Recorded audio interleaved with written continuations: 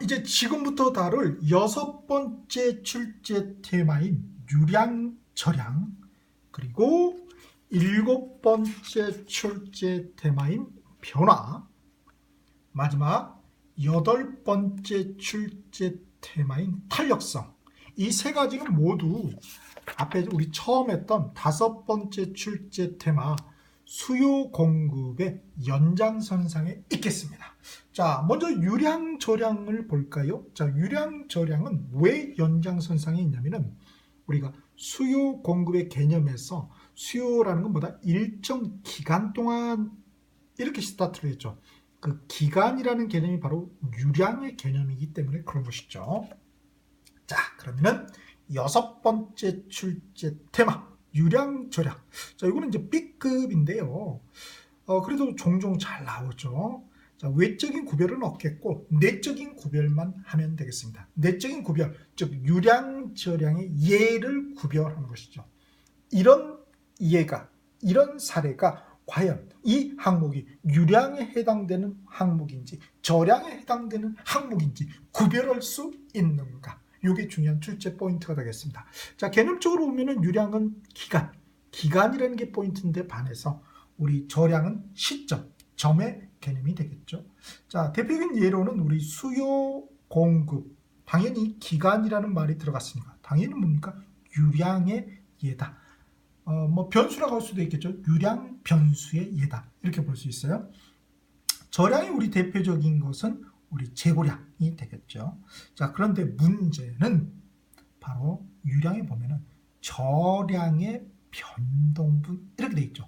자, 우리 재고량은 원래 저량의 예죠. 저량 변수의 예입니다.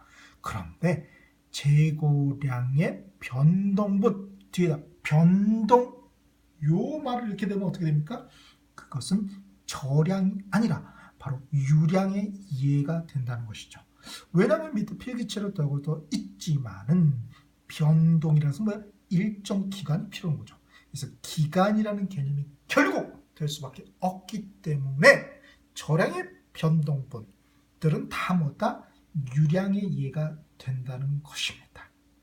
예컨대 뭐 통화량 하면은 저량이 되겠지만 통화량의 변동분 하면 어떻게 된다? 그렇죠. 유량 변수, 유량의 이해가 되는 것입니다. 자, 그러면은 기출로 한번 분석을 해볼까요? 기출 43페이지를 한번 펴보시고요.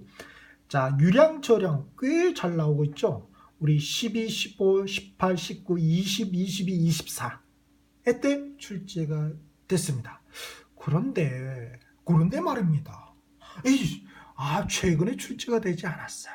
그러면 그렇죠. 며느리도 모르죠. 그러나 우리가 충분히 예측을 할 수 있다. 이거 굉장히 출제될 가능성이 높다라는 걸 예측할 수 있겠습니다. 그러면 뭘 낼 거냐? 당연히 제가 볼 때는 유량저량 기출 문제가 있죠. 뒤에 그 문제의 패턴만 바꾸지 않을까라는 거. 그래서 네모로 해가지고 박스로 해서 예컨대 기억, 니은, 디귿, 리을, 미음, 비읍, 시옷, 이응 좋고 거기에 다음에 보기 중에서 유량 변수로 연결된 것은 또는 다음 중 유량 변수에 해당되는 것은 모두 몇 개인가 이런 정도 또는 연결형으로 얼마든지 출제할 수 있겠습니다. 그래서 기존의 기출의 문제의 패턴만 변형해서 역시 기출이 또 다시 출제될 것이다. 이렇게 저는 확신합니다. 자, 그래서 유량 저량 봤고요. 또 수요 공급의 연장선상인 7번째 변화입니다. 변화. 구체적으로는 수요량 변화, 수요 변화. 수요 공급의 연장선이죠. 공급량 변화, 공급 변화. 하나는 량이 있고요. 또 하나는 량이 없죠. 그러면 같은 거다 다른 거다? 그렇습니다. 학문에서는 다른 것이다. 이렇게 인지를 해야 되겠습니다. 자, A급이죠. 굉장히 중요한 테마다. 알 수 있겠죠? 자, 외적으로는 우리 이 변화가 말이죠. 두 군데 있죠. 첫 번째 지금의 변화가 있고요. 앞에 봤던 균형의 변화가 있죠. 균형. 페이지상으로는 우리 뒤에 돼 있는데 이 균형의 변화. 요거는 또 구별해야 되겠죠.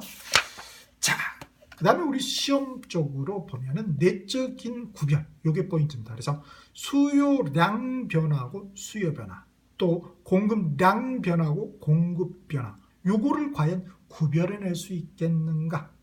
그 개념하고 그리고 요인, 원인을 과연 구별해낼 수 있겠는가죠. 첫 번째 우리 수요량 변화 보면은 개념적으로는 그 재화 가격이 변해가지고 수요량이 변하는 거죠. 그래서 원인이 그 재화 가격인데 반해서 수요 변화는 뭐예요?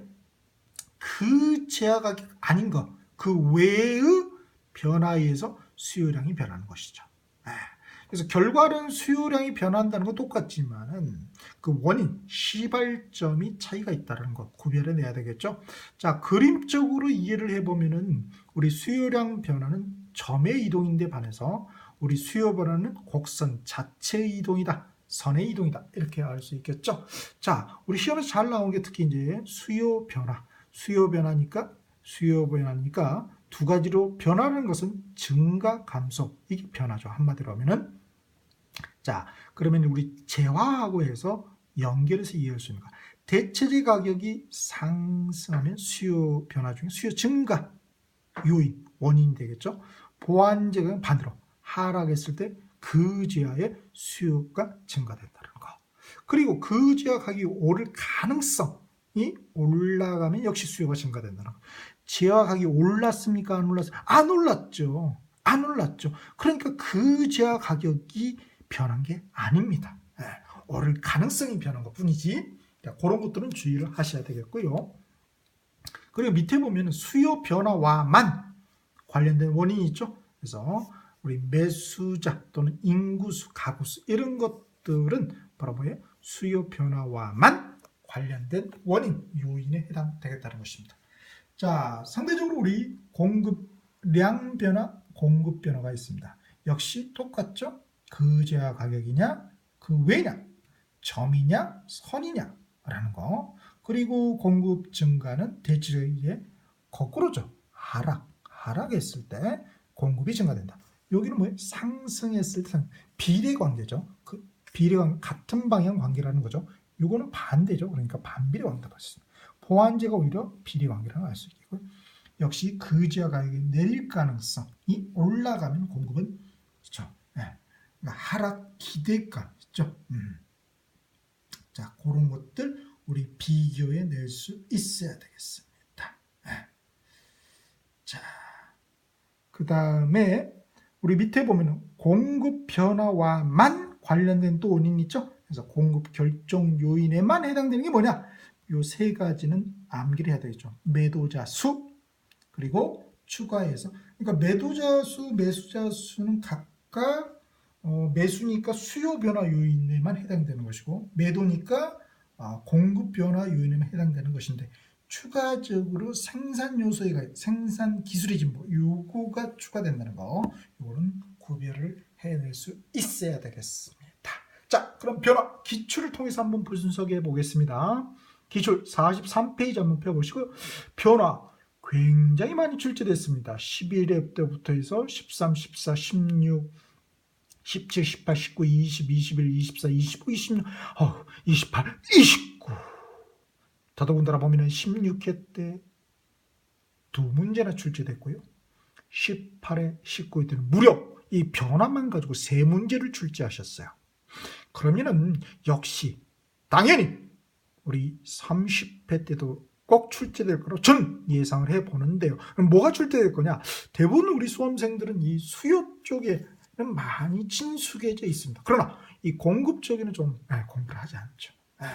두리뭉실하게 넘어가는 경우가 있습니다. 그래서 공급량 변화, 공급 변화를 과연 우리 수험생은 구별할 수 있겠는가? 이게 출제될 가능성이 높겠습니다. 자, 그래서 이거는 꼭 기억을 해 두시기 바랍니다. 자, 다음에 8번째 우리 출제 테마. 이것도 이제 수요하고 관련이 되죠. 그래서 탄력성입니다. 탄력성. 이것도 A급입니다. 요거는 이제 내적 구별이 중요한데 수요의 가격 탄력성, 수요의 교차 탄력성, 수요의 소득 탄력성. 요 차이점을 과연 우리 수험생들이 구별해낼 수 있겠는가? 자, 개념적인 차이점이라든지 파급 효과적 차이점이죠. 자, 개념적으로는 우리 글을 통해서 또 공식, 그림, 그래프를 통해서 식을 통해서는 계산 문제를 줄일 수 있다는 것이죠. 그리고 우리 파급 효과로서 수요의 가격 탄력성의 파급 효과는 우리 주도권하고 관련이 있겠고요. 수요의 교차 탄력성은 재화의 종류, 그리고 수요의 소득 탄력성은 재화의 종류하고 관련이 되어 있습니다. 자, 그러면 뒤로 넘어가 볼까요? 자, 첫 번째 우리 수요의 가격 탄력성이죠. 그래서 그 재화의 가격의 변화에 대한 그 수요량의 변화다. 이게 수요의 가격 탄력성입니다. 그래서 수요의 가격 탄력성이 가장 기본이기 때문에 우리 가격을 생략해서 수요의 탄력성, 그럼 뭘 말한다? 수요의 가격 탄력성을 말하는 것입니다. 그래서 원인이 뭡니까? 그 지하의 가격의 변화율이죠. 원인. 결과는 수요량의 변화율입니다. 이거 마찬가지죠. 59페이지 보면 원인이 뭡니까? 수요의 교차 탄력성은 다른 재화의 가격의 변화죠. 앞에는 그 재화, 뒤에 수요의 교차 탄력성은 다른 재화, 그리고 수요의 소요 탄력성은 소득의 변화예요. 이 원인이 다르다는 거예요. 원인이.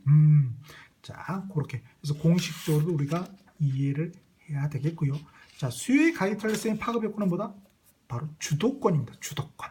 자, 그래서 주도권. 그래서 주도권자는 부담을 덜 떠안고 주도권을 못 진 피주도권자는 부담을 더 떠안을 수밖에 없다는 것이죠.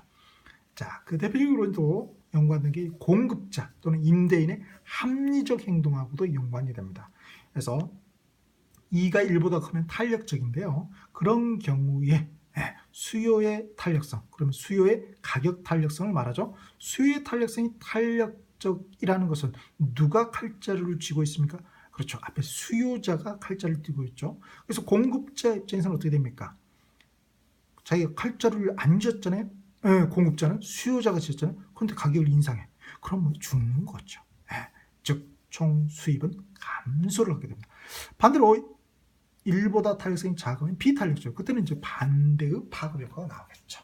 자, 수요의 교차 탄력성의 파급 효과는 재화의 종류를 구별하는 것이죠. 그래서 대체재, 보완재.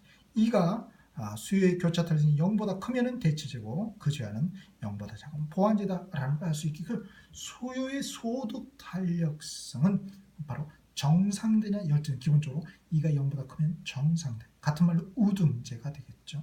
이거 0보다 작으면 열등제다. 이렇게 또 구별을 해낼 수 있겠습니다. 자, 그럼 탄력성 기출로 분석을 해보죠. 기출 53페이지 보겠습니다.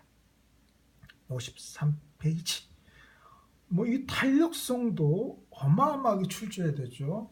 거의 그죠. 봅시다. 자, 보면은 13회 때부터 해서 29회까지 뭐 두 번, 한 회, 같은 회에 두 번 내는 경우도 허다하죠. 그만큼 중요한 테마다. 그래서 29회 때도 역시 두 문제나 출제됐어요. 그러면 30회 때는 제가 볼 때는 두 문제는 좀 과거요. 한 문제 정도는 충분히 출제될 수 있겠다. 그러면은 뭐가 나올 것이냐? 제가 볼 때는 수요의 가격 탄력성보다는 수요의 교차 탄력성. 요게 나올 가능성이 많아요. 왜냐하면 보세요. 29회 때 가격 탄력성 나왔죠? 소득 탄력성 나왔습니다. 그러면 이제 그렇죠. 교차 탄력성 좀 내줘야지 교차 탄력성이 덜 섭섭하겠죠. 그래서 충분히 교차 탄력성이 나올 수 있다. 이렇게 한번 예상을 해보겠습니다.